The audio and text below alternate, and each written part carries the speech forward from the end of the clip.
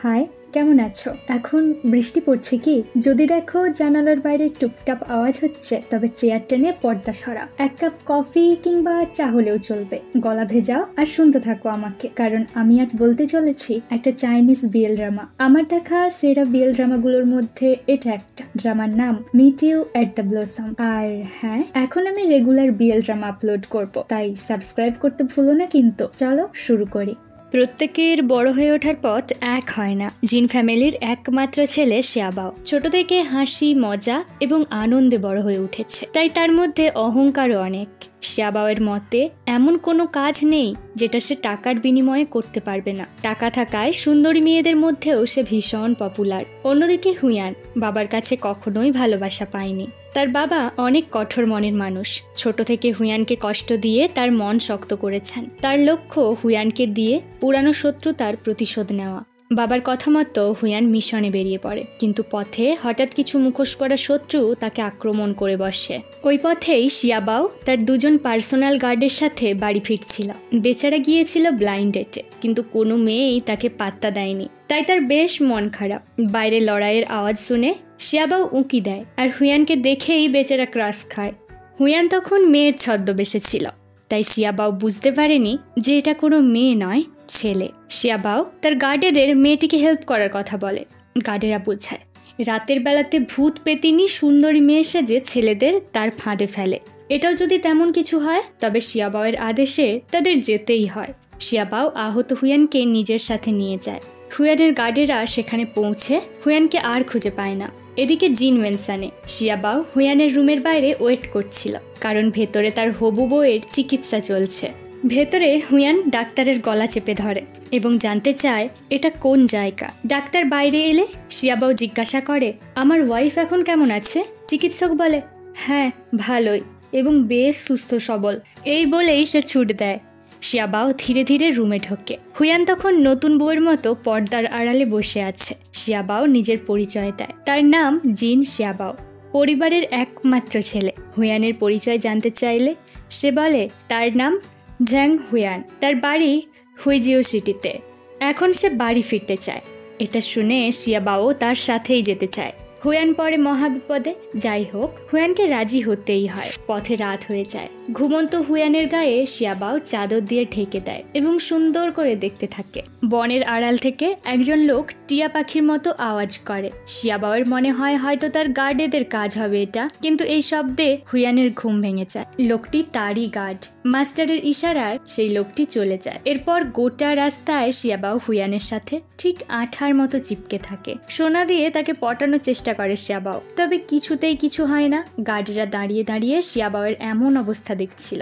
এসব মিটিয়ে শিয়াবাও জিন মেনসানে ফিরে আসে। মিস্টার জিন ছেলেকে এতদিন পর দেখে অনেক খুশি হয়। শিয়াবাওয়ের ছোট্ট বোন শিয়াওইউ তার কাছে আসে। এক কথায় একটা হ্যাপি ফ্যামিলি। শিয়াবাও মিস্টার জিনকে হুয়ানের কথা বলে। সে হুয়ানকে বিয়ে করতে চায়, কারণ অন্য মেয়েদের মতো হুয়ান নয়। তার দেওয়া একটা সোনাতেও হুয়ান ছুঁয়ে দেয়। মিস্টার জিন কিছুই বলতে পারেন না। হুয়ান ও তার গার্ডের কথায় বোঝা যায় প্রিন্স স্যান তাদের শত্রু। এর মধ্যে শিয়াবাও এসে জানায় শহরে এক অনুষ্ঠান আছে যেখানে উচ্চ পরিবারের লোকেরা আসবে। প্রিন্স স্যানও সেখানেই আসবে। এটা শুনে হুয়ান তার সাথে যেতে রাজি হয়। শিয়াবাও রেডি হয়ে হুয়ানের জন্য অপেক্ষা করছে। হুয়ান বেরিয়ে আসে। বেচারা শিয়াবাও টি হাউসের ওপর থেকে প্রিন্স স্যান তাদের দেখতে পায়। হুয়ানকে দেখেই তার সন্দেহ হয়। হুয়ানও তার দিকেই তাকায়। প্রিন্স স্যান হুয়ানের সাথে ফ্লার্ট করা শুরু করলে শিয়াবাও ব্যাপারটা ম্যানেজ করে নেয়। প্রিন্স স্যান কিছু একটা ইশারা করে। শিয়াবাও বলে সে হুয়ানকে প্রথম দেখাতেই ভালোবেসে ফেলেছে। এর মধ্যে গার্ডের ইশারায় হুয়ান ঘোড়া নিয়ে বেরিয়ে যায়। শিয়াবাওয়ের চিন্তা হয়, তাই সেও তার পিছু নেয়।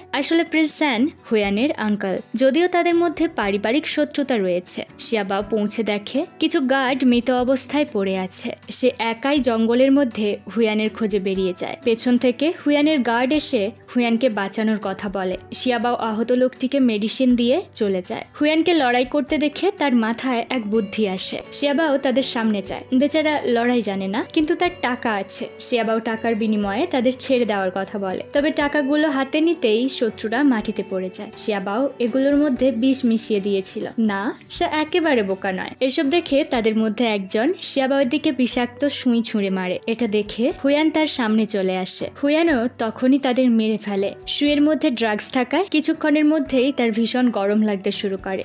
এক এক করে পোশাক খুলতে শুরু করেছে হুয়ান। শিয়াবাও কিছু বুঝতে পারে না। হুয়ানকে হেল্প করতে এলে তারা দুজনেই নিচে পড়ে যায়। হুয়ানের বুকে হাত পড়লে শিয়াবাও বুঝতে পারে কিছু একটা মিসিং। বেচারার ভীষণ ঝটকা লাগে। হুয়ান শিয়াবাওয়ের ওপরে এসে তার 2 হাত মাটির সাথে শক্ত করে চেপে ধরে। শিয়াবাও ভয় পেয়ে বলে, তুমি কিভাবে ছেলে হতে পারো? হুয়ান তাকে দূরে সরিয়ে দেয়। ততক্ষণে ড্রাগসের প্রভাবে হুয়ানের কষ্ট হচ্ছিল। এই অবস্থায় কাউকে ছেড়ে যাওয়া মানে মৃত্যুর সামনে ফেলে যাওয়া। শিয়াবাও তাকে হেল্প করতে চায়। শিয়াবাওকে এত ক্লোজ দেখে হুয়ান নিজেকে আর কন্ট্রোল করতে পারে না। হুয়ানের থেকে পালানোর মতো শক্তি শিয়াবাওয়ের মধ্যে নেই। মিস্টার জিন শিয়াবাওয়ের গার্ড ছাই এবং জিনবাওকে শাস্তি দিচ্ছিল, কারণ অনেক দিন হয়ে গেছে শিয়াবাওকে কোথাও খুঁজে পাওয়া যাচ্ছে না। শিয়াবাওয়ের জ্ঞান ফেরে। বেচারা ব্যথার চোটে উঠতেও পারছে না। এর বদলা সে নেবেই। একজন মেট তার রুমে আসে। 2 দিন পর তার জ্ঞান ফিরেছে। এটা জেনে শিয়াবাও চিন্তায় পড়ে যায়। বাবা মা নিশ্চয়ই তার চিন্তা করছে। শিয়াবাও তার পরিবারকে চিঠি পাঠানোর ব্যবস্থা করে। অন্যদিকে হুয়ানের মাথায় শিয়াবাওয়ের সাথে কাটানো সময়গুলো ঘুরপাক খাচ্ছে। বেচারার মেডিটেশনও কাজে আসছে না। শিয়াবাওয়ের গার্ডেরা তাকে নিতে আসে। দুজনের ফেসে আঘাতের চিহ্ন দেখে শিয়াবাও বুঝতে পারে এটা তার বাবার কাজ।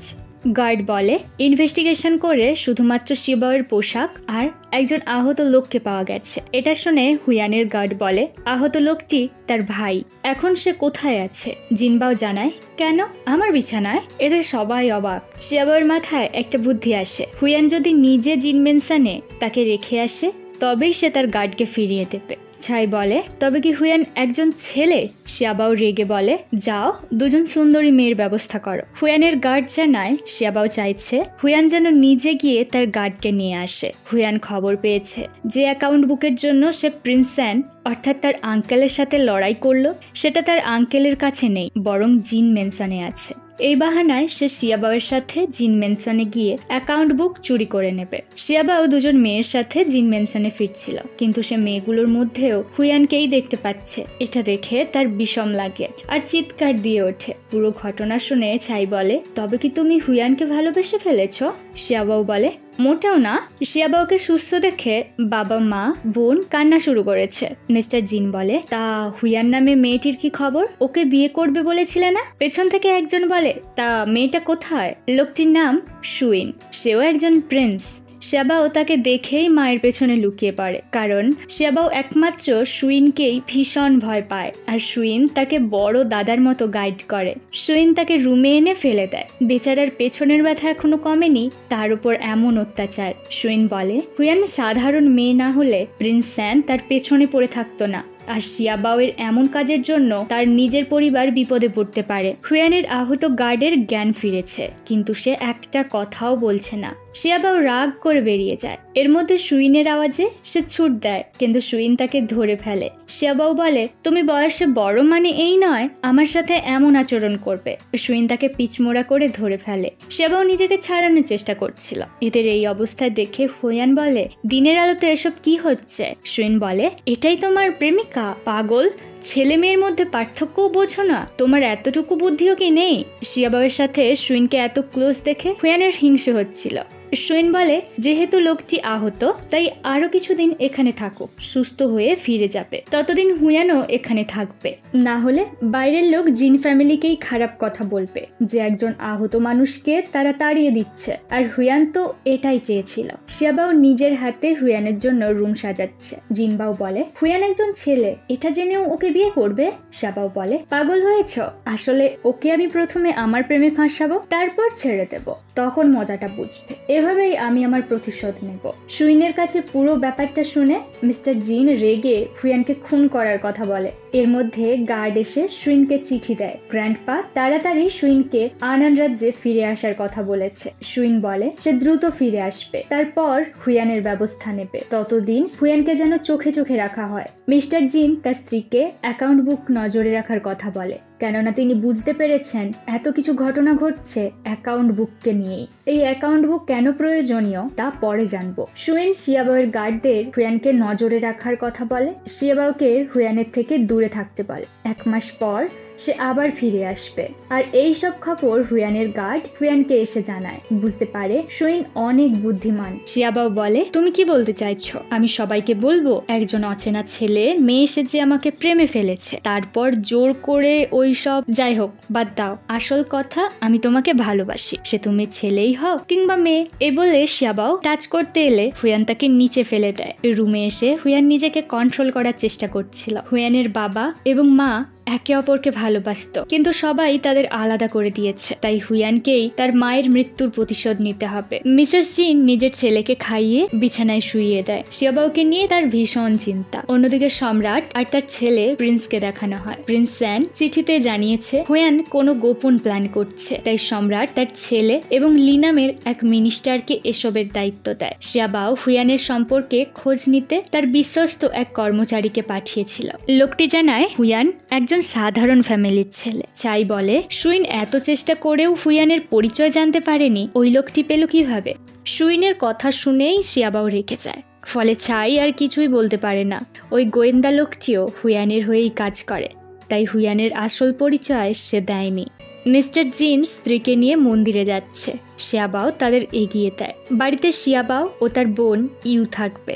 ইউকে কখনোই মেনশনের বাইরে বেরোতে দেওয়া হয় না, এজন্য ইউ কান্না করছিল। আসলে শিয়াবাও আর ইউর মধ্যে কোনো রক্তের সম্পর্ক নেই। ইউর দাদা শিয়াবাওয়ের বন্ধু ছিল। কোনো এক কারণে তার বন্ধুর পরিবারকে মেরে ফেলা হয়েছিল। তখন থেকে শিয়াবাও ইউকে নিজের কাছে লুকিয়ে রেখেছে এবং নিজের পরিবারের পরিচয়ে বড় করেছে। তাকে প্রোটেক্ট করার জন্যই ইউকে কখনো বাইরে বেরোতে দেওয়া হয় না। শিয়াবাও হুয়ানের জন্য মেডিসিন নিয়ে আসে। তার পোশাক খুলে আঘাত দেখতে চায়। শিয়াবাও বলে, আরে লজ্জা পেও না, সবকিছুই তো দেখে ফেলেছে। হুয়ান বলে, ছেলে হয়ে এতটুকু লজ্জা নেই তোমার মধ্যে? শিয়াবাও বলে, আচ্ছা, সেদিন তো লজ্জার মাথা খেয়ে বসেছিলে তুমি। এটা শুনে হুয়ান তার গলা চেপে ধরে।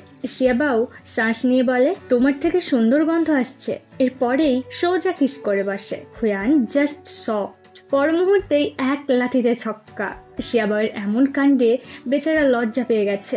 রাতের বেলা শিয়াবাও আবার লুকিয়ে হুয়ানের রুমের দিকে আসছিল। গার্ডদের পাঠিয়ে শিয়াবাও রুমে ঢোকে। হুয়ান এটা আগেই বুঝতে পেরেছিল। শিয়াবাও চারিদিকে হুয়ানকে খুঁজছে। হুয়ান পেছনে দাঁড়িয়ে তার কাণ্ড কারখানা দেখছিল। চাই আর জিনবাও দূরে দাঁড়িয়ে আছে। ভেতরে হুয়ান শিয়াবাওকে এভাবে বসিয়ে রেখেছে। হঠাৎ হুয়ান বিছানায় অবশ হয়ে পড়ে যায়। এটা শিয়াবাওয়ের দুষ্টুমি। আসলে ধূপের মধ্যে অবশ হয়ে যাওয়ার কোনো এক মেডিসিন দিয়েছিল সে। হুয়ান বলে, কি করতে চাইছো তুমি? হুয়ানের কাছে আসে আর পোশাক খুলতে শুরু করে। হুয়ানের শরীরে এত ক্ষত দেখে তার চিন্তা হয়। হুয়ান চুপচাপ শিয়াবাওয়ের কাণ্ড কারখানা দেখছিল। শিয়াবাও তার আঘাতে মেডিসিন লাগিয়ে দিচ্ছে। তারই ভুল হয়েছে, তার উচিত ছিল আগেই এসব চেক করা। শিয়াবাও অনেক কাছে এসে আঘাতে ফু দিচ্ছিল। এবার হুয়ান তার হাত চেপে ধরে। সে মার্শাল আর্টে এক্সপার্ট। সামান্য মেডিসিন তাকে অবশ করতে পারেনি। এটা দেখে শিয়াবাও ভয় পেয়ে যায়। বুঝতে পারে সিংহ এতক্ষণ শিকারের জন্য স্থির হয়ে অপেক্ষা করছিল। এবার সে পালাবে কিভাবে? আর ঠিক তেমনটাই হয়। যদিও শিয়াবাওয়ের ভয় করছিল, কিন্তু এবার সে আর বাধা দেয় না। সকালবেলা শিয়াবাওয়ের দুই গার্ডকে মাস্টারের রুমের সামনে ঘুমোতে দেখে হুয়ানের গার্ডেরা অবাক। একজন রুমে যেতে চাইলে অন্য এক গার্ড বিষয়টা বুঝতে পেরে তাকে সরিয়ে নিয়ে যায়। ভেতরে শিয়াবাও হুয়ানের কাছে আসতে চাইলে হুয়ান তার থেকে পালাতে শুরু করে। শিয়াবাও তার পেছনে পেছনে ছোটাছুটি করছে। শিয়াবাও তার পেছনে এলে হুয়ান পাওয়ারের সাহায্যে তাকে বারবার নিচে ফেলে দেয়। এটা করে হুয়ানের বেশ মজা হচ্ছিল। হুয়ানকে এত সুন্দরভাবে হাসতে দেখে শিয়াবাও অবাক হয়ে তাকিয়ে থাকে। এটা বুঝতে পেরে হুয়ান দৌড়ে রুম থেকে বেরিয়ে যায়। বাইরে এসে ভাবে, এটা আমার রুম, আমি কেন বাইরে এলাম? শিয়াবাওয়ের এমন অবস্থা দেখে জিনবাও বলে, হুয়ান নিশ্চয়ই তাদের মাস্টারকে কালা জাদু করেছে। হুয়ানের মাথায় সারা দিন শিয়াবাও ঘুরছে। বেচারা অ্যাকাউন্ট বুক চুরি করতে এসে মন খানা হারাতে বসেছে। ইনভেস্টিগেশনে জানতে পারে জিন ফ্যামিলির মেয়ে ইউ আসলে শিউ পরিবারের সন্তান। শিয়াবাওয়ের সাথে ইউর দাদার বন্ধুত্ব ছিল। যেদিন শিউ পরিবারের সবাইকে মেরে ফেলা হয় সেদিন জিনবাও ইউকে নিয়ে আসে এবং নতুন পরিচয়ে বড় করে তোলে। আর সুইনের বাবাকে মিস্টার জিন বিপদের সময় সাহায্য করেছিল। তারপর থেকে এই দুই পরিবারের মধ্যে সম্পর্ক গড়ে ওঠে। শিয়াবাও আর সুইন একসাথে বড় হয়েছে, তাই তারা অনেকটা ক্লোজ।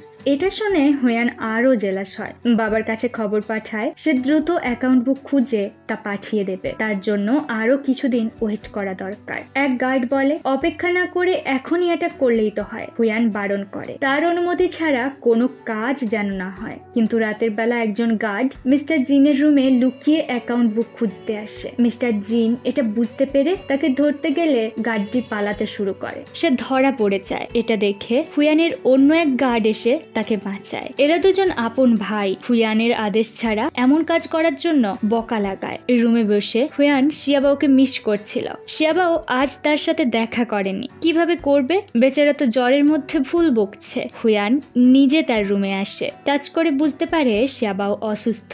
নিজের হাতে শিয়াবাওকে মেডিসিন দেয়। বিশ্রী স্বাদের জন্য শিয়াবাও খাচ্ছিল না, তবে হুয়ানের ভয়ে সে খেয়ে নেয়। এটা দেখে হুয়ান হেসে ফেলে। সে বলে তেতো লাগছে কি? শিয়াবাও বলে তবে নয় তো কি, নিজে খেয়ে দেখো। হুয়ান দেখায় বাটিতে এতটুকু ঔষধও আর পড়ে নেই। শিয়াবাও নিজের ঠোঁট ওপরে তোলে এবং কিছু ইশারা করে। এটা দেখে হুয়ান তাকে দূরে সরিয়ে দেয়। এর মধ্যে মেড এসে জানায় মিস্টার জিনের উপরে অ্যাটাক হয়েছে।